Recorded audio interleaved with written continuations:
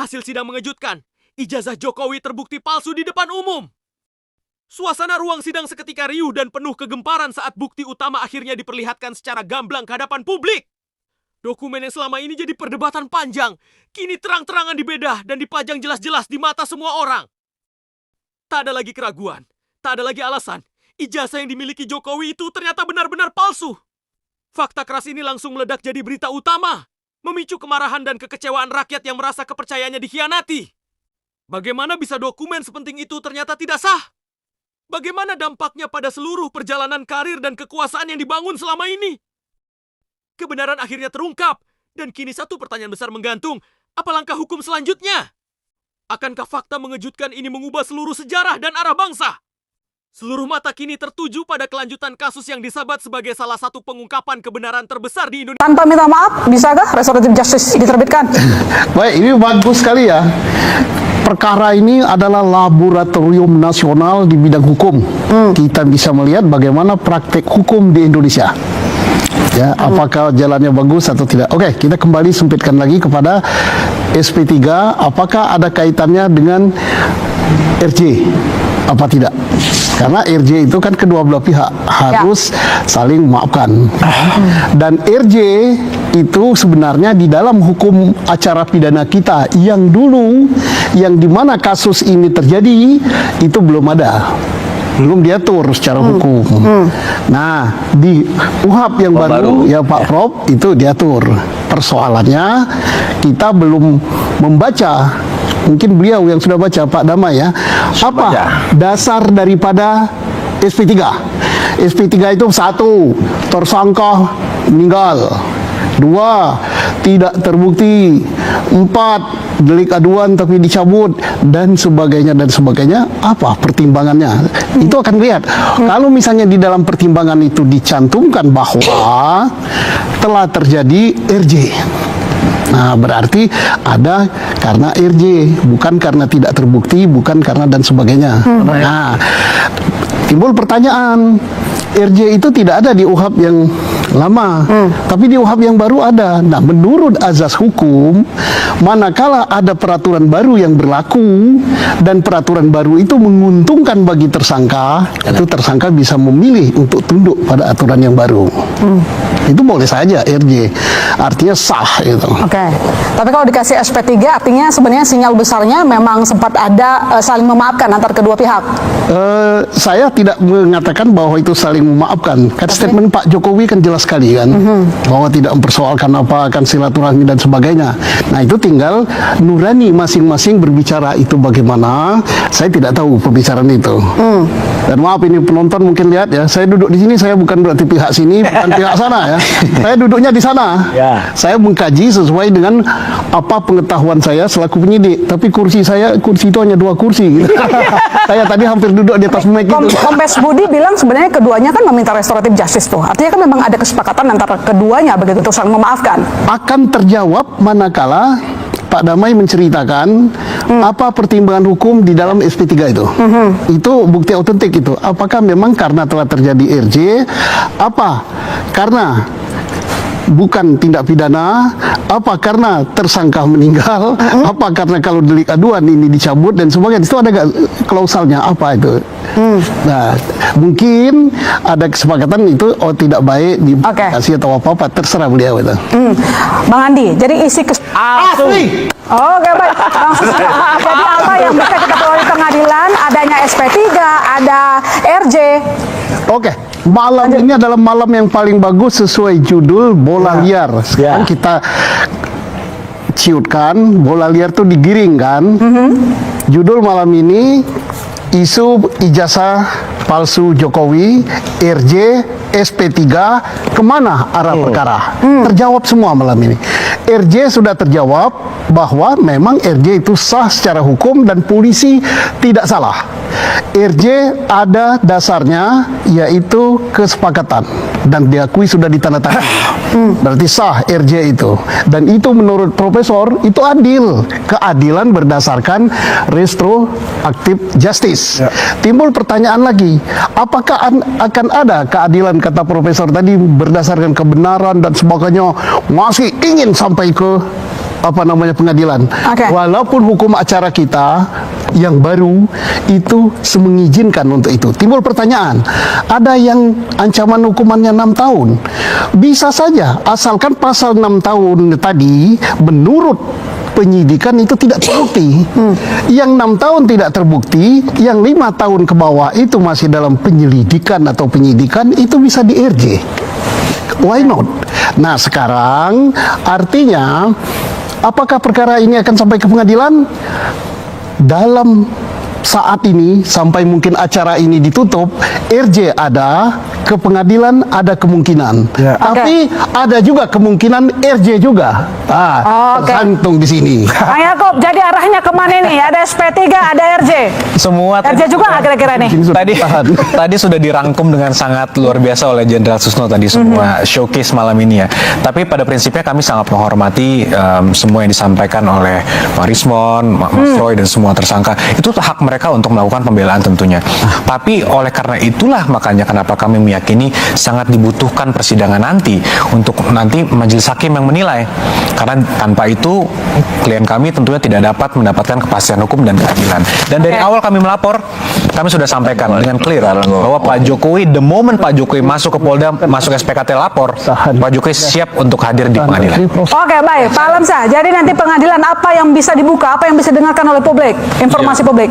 Kalau pengadilan semua ya terbuka ya. Apa aja kalau terkait dengan salinan? Kalau dengan salinan nanti kan kita akan Ijazah. dengar bahwa dari salinan itu dilihat apakah sinkron dengan yang asli. Yang jauh lebih penting sebenarnya apakah Halo Sobat Kabar Politik Viral, kembali lagi bersama saya di saluran independen, penyaji analisis tajam, jujur dan berani membongkar realita politik tanah air. Isu seputar ijazah mantan Presiden Joko Widodo kini memasuki babak baru yang semakin memanas dan dinamis. Diskusi hukum di panggung publik yang menghadirkan tokoh penting seperti mantan Kabareskrim Komjepol Susno Duadji, para pakar hukum hingga praktisi publik kembali melempar bola panas. Di satu sisi, ada pembicaraan mengenai restoratif justice atau RJ dan surat perintah penghentian penyidikan atau SP3. Di sisi lain, publik terus menuntut kepastian hukum yang transparan dan autentik. Hari ini tidak hanya akan melihat katanya atau prasangka, tetapi kita akan membongkar secara ilmiah, yuridis, dan logis kemana sebenarnya arah perkara ini berlabuh. Simak ulasan tuntas dan tajam ini sampai selesai. Sobat Kabar Politik Viral, mari kita cermati argumen hukum yang mengemukakan. Pertama, mengenai SP3 atau surat perintah penghentian penyidikan. Secara doktrinal dan regulatif dalam hukum acara pidana, penghentian penyidikan hanya dapat dilakukan atas alasan-alasan yang limitatif. Yang pertama, cukup bukti. Yang kedua, peristiwa tersebut bukan merupakan tindak pidana. Yang ketiga, tersangka meninggal dunia. Yang keempat, kadaluarsa dan pencabutan aduan pada delik aduan. Pertanyaan krusial yang dilemparkan oleh Pak Susno Duadji adalah apa pertimbangan mendasar dalam konsideran SP3 tersebut? Apakah karena restoratif justice atau karena tidak terbuktinya unsur pidana? Ini adalah dua hal yang secara azas hukum memiliki konsekuensi yuridis yang sangat berbeda. Kedua isu restoratif justice atau RJ secara historis dan normatif, instrumen RJ menekankan pada pemulihan keadaan semula melalui kesepakatan para pihak. Namun timbul perdebatan doktrinal. Apakah kasus yang menyangkut kepentingan publik dan dugaan pemalsuan dokumen publik tepat diselesaikan semata-mata lewat RJ tanpa pembuktian material di hadapan sidang pengadilan yang terbuka untuk umum?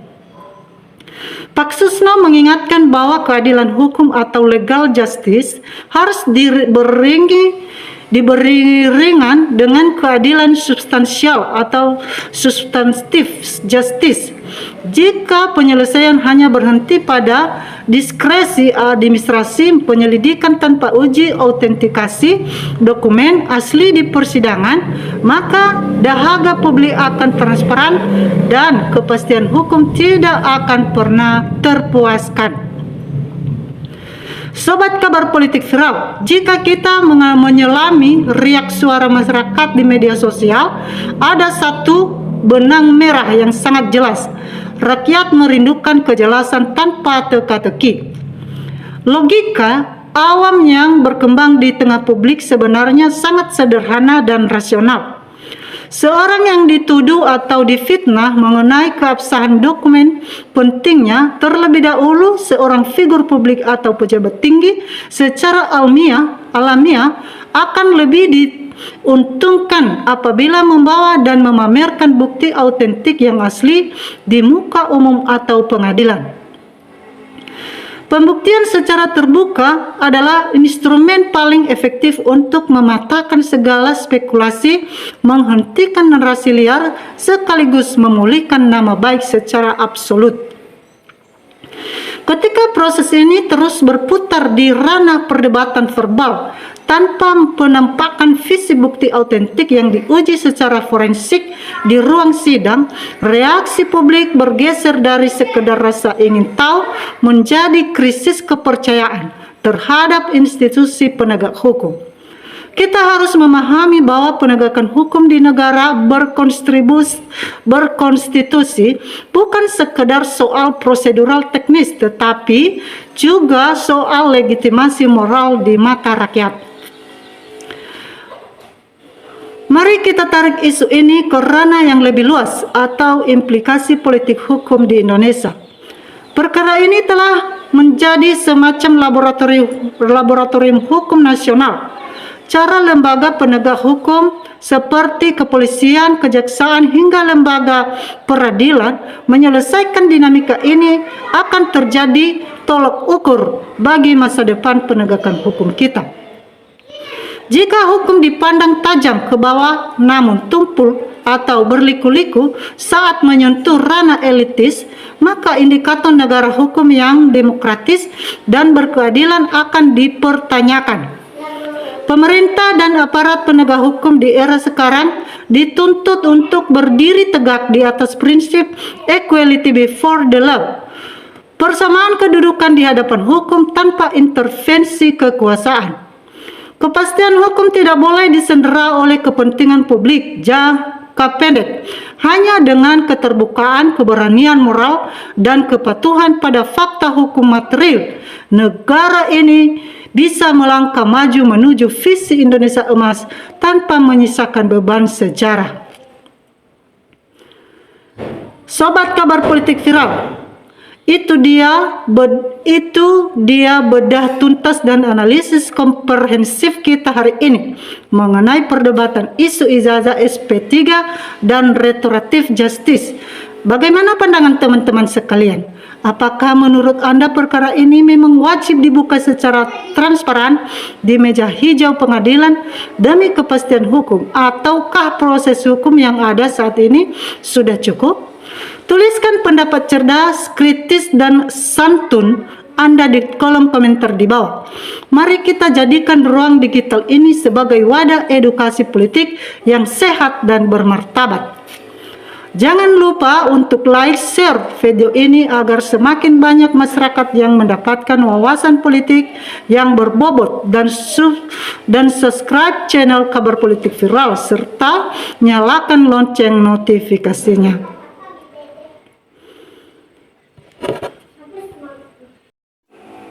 Baiklah teman-teman, mari kita membacakan komentar-komentar teman-teman kita netizen yang tak kalah menarik tentang cuplikan video ini.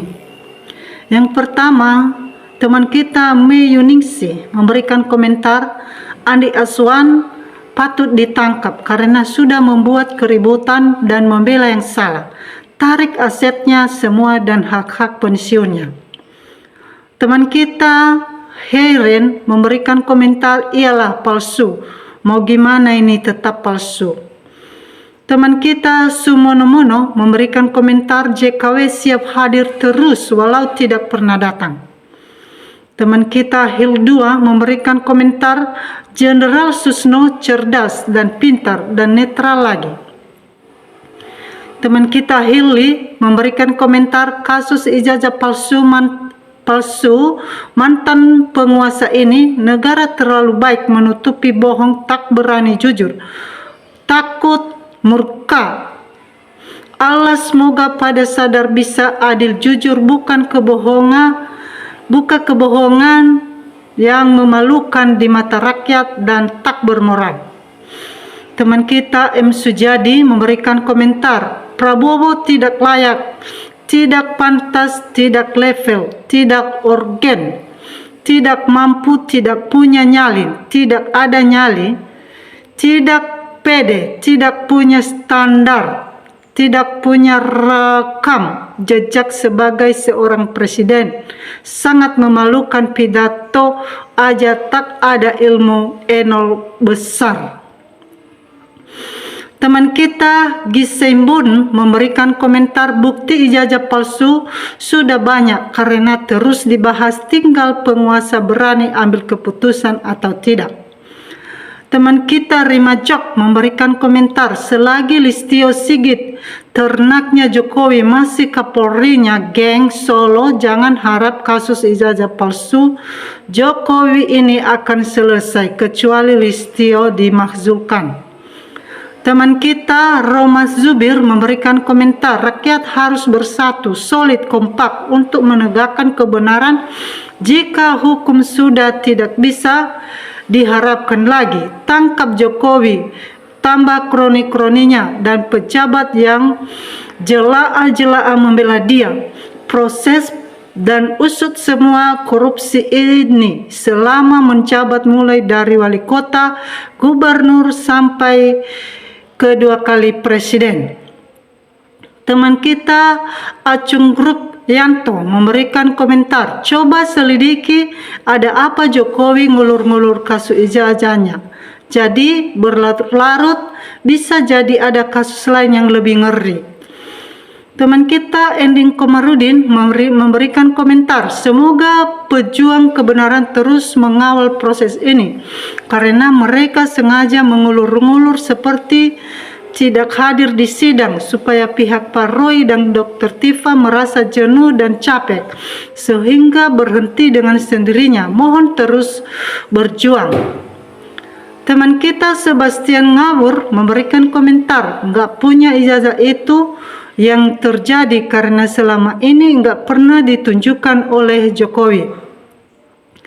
Teman kita Darwaji memberikan komentar, jika sudah terbukti benar palsu, segera diproses sebagaimana mestinya supaya cepat selesai. Bosan mendengar berita ijazah palsu. Teman kita Yudi Hartono memberikan komentar, betul itu. Teman kita Ijal Aja memberikan komentar, Jokowi tidak takut hadir di pengadilan. Yang paling ditakuti Jokowi harus menunjukkan ijazahnya ke publik. Teman kita Sarizal memberikan komentar, betul Min. Teman kita Hambar memberikan komentar, betul banget, selama Termul masih bercokol tidak pernah damai bangsa ini. Teman kita Dewi Umi memberikan komentar, terlalu banyak yang terlibat berkuasa puluhan tahun, siapa tanggung jawab yang selalu melindungi hukum yang sepantasnya. Teman kita Hilkwik memberikan komentar, buktikan saja ijazah asli atau ijazah palsu, buktikan dengan benar, jangan sampai ada Jokowi-Jokowi yang lainnya. Teman kita Lukmana Soris memberikan komentar, saya setuju, tangkap segera. Teman kita Makmur Jaya memberikan komentar, jika terbukti ijazah palsu dan tentu sanksi hukum harus ditegakkan sebagai pejabat pemerintah, telah ada aturan undang-undang, terjadi pelanggaran dalam penyalahgunaan ijazah, terjadi pemalsuan dokumen. Teman kita Supriyatno memberikan komentar ijazah Jokowi sebetulnya asli, maksudnya asli, buatan pramuka tangkap Jokowi sita hartanya. Tangkap, termul, miskinkan, penjara karena ikut menikmati uang hasil korupsi Jokowi. Teman kita tes 10 memberikan komentar Jokowi suruh bayar utang selama dia 10 tahun jadi raja utang. Benar ijazahnya palsu. Teman kita Suryati memberikan komentar ijazah palsu UGM kalah banding. Teman kita Warung Klon memberikan komentar Andi Azwan, Ade Darmawan serta Bapak termulnya harus ditangkap karena membuat kegaduhan. Teman kita Oppo 16 baru memberikan komentar uang rakyat diodol-odol buat memenuhi syahwat kerakusannya, tetapi harus tanggung jawab pada bangsa ini. Korbannya sudah jutaan rakyat Indonesia. Teman kita Bambang Hestutino memberikan komentar presiden selalu menang dalam hukum walaupun salah. Saya harap presiden wajib masuk penjara biar benar salah dan tidak jujur dan munafik. Teman kita Opok Goyang memberikan komentar Tenanedul hadir. Teman kita Tanana Hudi memberikan komentar menurut dugaan saya ijazah Jokowi palsu. Kalau Jokowi punya ijazah asli UGM sudah dari dulunya ditunjukkan ke publik. Teman kita Zulkifir memberikan komentar ini semua peraturan Prabowo Subianto sudah hancur hukum di Indonesia. Teman kita Inak Wim memberikan komentar kalau asli pasti sudah ditunjukkan. Kalau orang normal mikir-mikir, malulah jadi rakyat Indonesia. Bisa dibohongi oleh seorang Jokowi. Teman kita Disnas 6 memberikan komentar dari dahulu juga sudah jelas ijazahnya palsu. Wali kota doktorandus presiden Isnyur hanya saja Jokodok sakti tidak bisa disentuh hukum. Ya, selama presiden san wakilnya orang itu. Teman kita Kavi Usis memberikan komentar wow palsu, bisa segera proses pidana tuh. Pemakai ijazah palsu, polisi tidak boleh mendiamkan. Sah ditangkap pengguna palsu. Pemerintah Heri Fisial memberikan komentar pemerintah, polisi, kejaksaan, dan hakim takkan berani meneliti ijazah Jokowi. UGM sebagai lembaga pendidikan dikorbankan jadi lembaga pendidikan amburadul karena rektornya disandera Jokowi dengan uang sogokan dan jabatan yang besar agar tetap menutupi kebohongan Jokowi tanpa berani membuka ijazah palsu Jokowi. Teman kita Queen Finfa memberikan komentar, bagi manusia akal waras palsu, bagi ternak dan orang-orang dongo otak rebah asli. Teman kita Effendi Yumang Raja memberikan komentar rektor UGM harus ditangkap karena terlalu berani membohongi ratusan juta masyarakat Indonesia soal ijazah Jokowi palsu atau disebut aspal asli tapi palsu. Jadi sekali lagi tangkap itu rektor UGM. Omongannya itu bohong besar dan tidak main-main, membohongi ratusan juta masyarakat dan merusak kualitas pendidikan di negeri ini. Apalagi sekelas UGM. Rektor UGM itu memalukan dan tidak tahu malu, tidak punya kredibilitas, tidak punya etika, dan omongannya hanya narasi-narasi tanpa berani menunjukkan buktinya ke masyarakat secara real dan nyata yang bisa dibuktikan dan diperiksa dan diteliti lewat laboratorium yang independen. Nah, demikianlah teman-teman pendapat daripada teman-teman kita netizen. Terima kasih telah mengikuti video ini dari awal sampai akhir dan berikan komentar secara cerdas untuk kita kawal video ini. Salam NKRI harga mati.